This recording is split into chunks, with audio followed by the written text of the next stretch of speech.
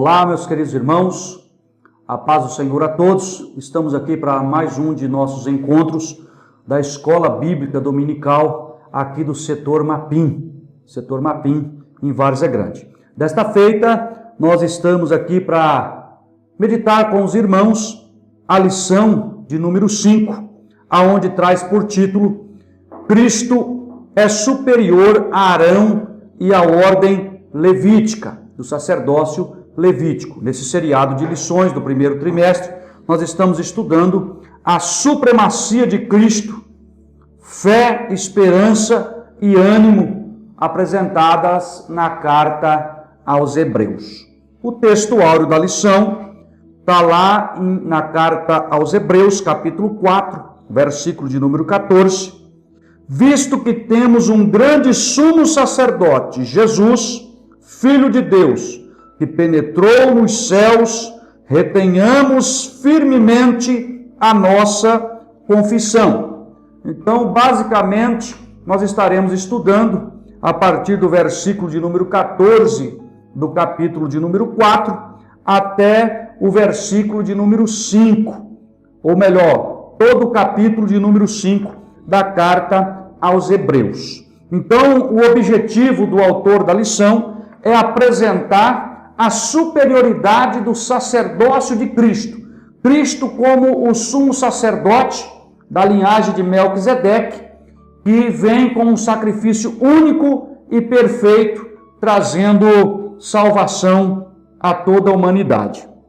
Nós observamos na verdade prática que, como Filho de Deus e sumo sacerdote, Jesus intercede eficazmente por sua igreja. Jesus tem esse papel de mediador. É aquilo que o apóstolo Paulo vai apresentar na sua primeira carta a Timóteo, capítulo 2, versículo 5. Porque só há um mediador entre Deus e os homens, Jesus Cristo, homem. Ele é o mediador.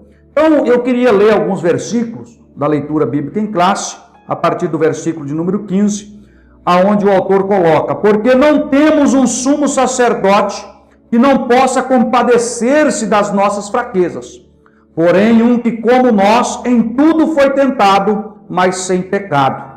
Cheguemo-nos, pois, com confiança ao trono da graça, para que possamos alcançar misericórdia e achar graça, a fim de sermos ajudados em tempo oportuno. Porque todo sumo sacerdote tomado dentre os homens é constituído a favor dos homens nas coisas concernentes a Deus, para que ofereça dons e sacrifícios pelos pecados. Então, basicamente, nós observamos que nesta lição o autor ele vai pontuar o sacerdócio do Senhor Jesus como sendo um sacerdócio superior ao sacerdócio da antiga aliança, da ordem levítica. E ele vai apresentar a relevância da autoridade de Jesus para inaugurar uma nova ordem sacerdotal, ou seja, Cristo, sumo sacerdote superior a Arão, conforme nós lemos no versículo 6 do capítulo 5. Como também diz noutro lugar: tu és sacerdote eternamente, segundo a ordem de Melquisedeque.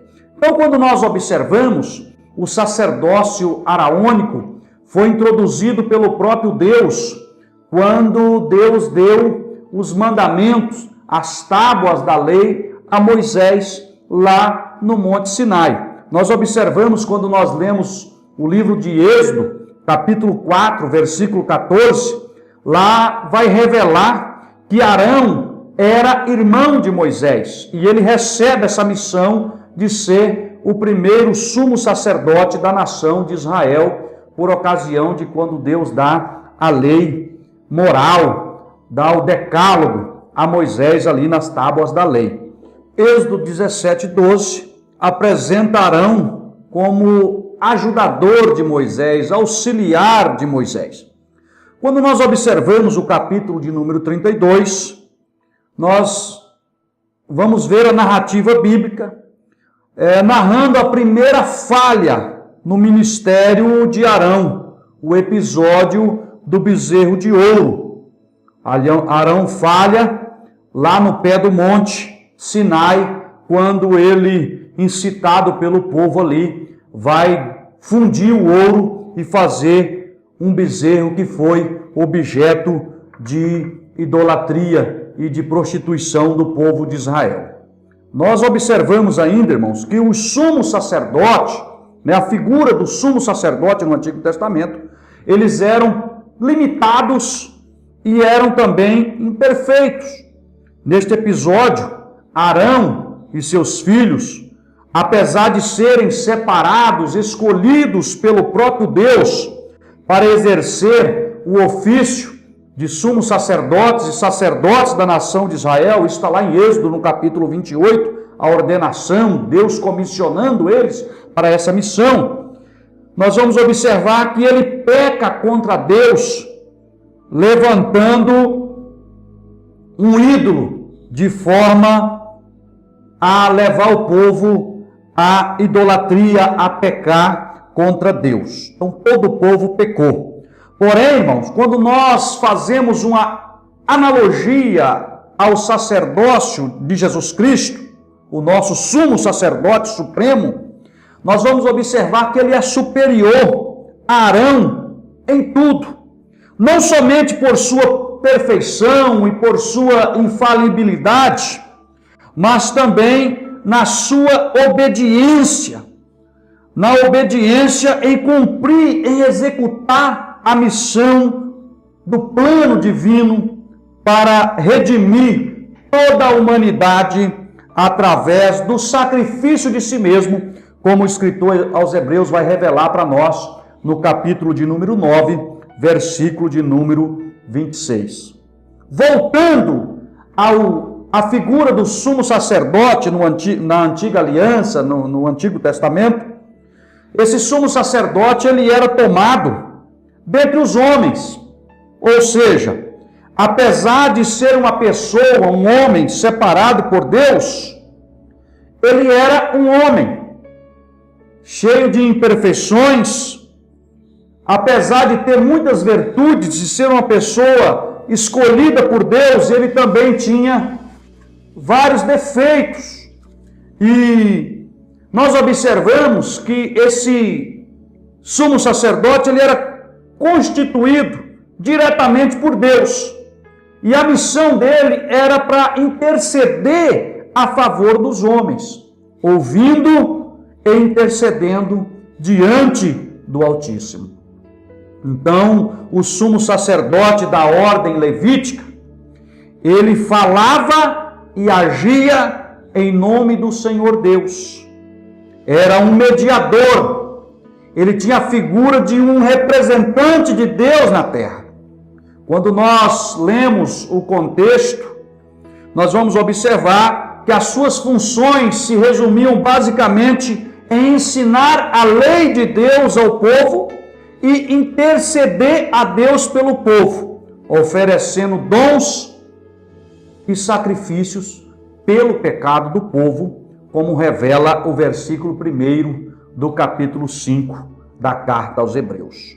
Porém, irmãos, para nós entendermos esse contexto, porque para nós que somos gentios, a questão da supremacia de Cristo, da superioridade do sacerdócio de Cristo, é questão unânime, é questão pacificada.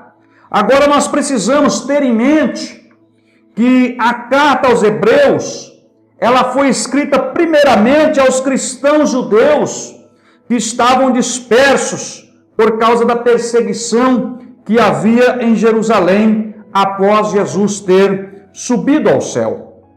Nós observamos também que no seu ministério terreno, Jesus ele ensina aos primeiros crentes, aos primeiros cristãos, uma nova maneira de servir a Deus. Nós observamos isso lá no livro de Atos dos Apóstolos, capítulo 1, versículo de número 8. É interessante que no seu diálogo com a mulher samaritana, lá em João 4, 28, Jesus ele vai dizer para a mulher samaritana que a adoração agora ela deve ser pessoal, deve ser uma adoração a Deus em espírito e em verdade.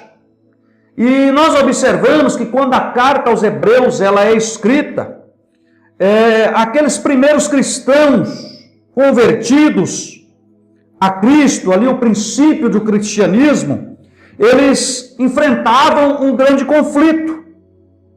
Talvez na cabeça deles surgiam muitas perguntas, tais como: onde foi parar o sacerdócio? Os ritos do Antigo Testamento, os sacrifícios, ou seja, todos aqueles elementos que compunham o culto do Antigo Testamento, que fazia parte tanto da religião oficial de Israel, o judaísmo, quanto da espiritualidade da sua nação. E agora, de repente, vem Jesus e traz agora uma nova maneira de adorar, um novo modelo de culto. Ele inaugura uma nova aliança, um acesso direto a Deus através do seu sacrifício. E com certeza, toda essa matéria era um grande desafio para que os judeus pudessem compreender. E nós vamos observar isso nas cartas paulinas. Paulo, o apóstolo dos gentios, ele vai passar o tempo todo defendendo que quem está na graça agora não necessitava mais se sujeitar ao rito da lei mosaica. Então, irmãos, isso é um grande desafio para os judeus do primeiro século. Então nós observamos que agora o escritor, até então desconhecido, ele, orientado, inspirado pelo Espírito Santo na sua eterna sabedoria, ele vai revelar profundamente o ministério e a pessoa de Cristo. E ele vai compor esta obra maravilhosa que nós conhecemos hoje, a carta aos Hebreus. E ela vem justamente com esse objetivo de ampliar a fé, de encorajar os cristãos, de mostrar, de revelar o sacerdócio de Cristo, a superioridade do valor do sacrifício de Cristo na cruz do Calvário, com o objetivo de resolver esse problema teológico que perturbava os judeus que queriam aceitar ao cristianismo. É interessante que o escritor aos Hebreus, no seu livro, ele vai fazer referência a pelo menos 2 textos bíblicos registrados no livro de Salmos, para demonstrar o caráter especial do sacerdócio de Cristo. Primeiro ele vai revelar lá em Salmo 2, verso 7, que o sacerdócio de Cristo é um sacerdócio que não tem fim, aonde o próprio Deus vai revelar de maneira profética no Salmo: Tu és meu filho, hoje te gerei. É interessante que no Salmo de número 110, no verso 4, também de maneira profética, o próprio Deus vai revelar: E tu és sacerdote eterno, segundo a ordem de Melquisedeque. Então, irmãos, o nosso propósito hoje aqui, da lição, o autor da lição, ele tem esse propósito de apresentar o sacerdócio de Jesus, a superioridade desse sacerdócio de Jesus. Por que é superior? Porque ele trouxe eterna salvação, como nós lemos no verso de número 9, do capítulo 5, na nossa leitura oficial, dizendo assim: E sendo ele consumado, veio a ser a causa da eterna salvação para todos os que lhe obedecem. Então Jesus, ele tem o seu sacerdócio, o seu ministério tem essa superioridade. É interessante que o próprio Jesus, ele dá esse testemunho quando ele diz lá em João, no capítulo 17, no versículo de número 4, ele vai dizer: Eu glorifiquei-te na terra, tendo consumado a obra que me deste a fazer. Na cruz, no momento supremo do seu sacrifício, em nosso favor, em favor de toda a humanidade, ele exclamou em alta voz, logo após que foi-lhe oferecido o vinagre, dizendo: Está consumado. e inclinando a cabeça, Jesus entregou o Espírito a Deus, conforme João 19:30. É interessante que o sacerdócio de Jesus, ele é chamado por Deus. Jesus é chamado por Deus sumo sacerdote, segundo a ordem de Melquisedeque, como nós apresentamos aqui no versículo de número 10, capítulo 5 de Hebreus, Salmo 110, verso 4. Isso, irmão, vem provar que Jesus pertenceu a uma ordem sacerdotal diferente da de Arão. Apesar de Jesus ser da tribo de Judá, não fazer parte da tribo de Levi, que era uma das necessidades para poder ser separado sacerdote, tinha que necessariamente ser da tribo de Levi. Jesus não, ele sendo da tribo de Judá, ele passou a ser sacerdote supremo, porque ele pertence a uma ordem sacerdotal diferente da de Arão. Por quê? Porque se nós formos observar o contexto bíblico, Jesus ele reúne pelo menos duas características de Melquisedeque. O rei de Salém, aquela teofania que nós vamos observar quando Abraão deu dízimo dos despojos. Deu dízimo dos despojos. Então nós observamos que a primeira característica que Jesus reúne é a ausência de genealogia humana, como Melquisedeque não tem genealogia humana.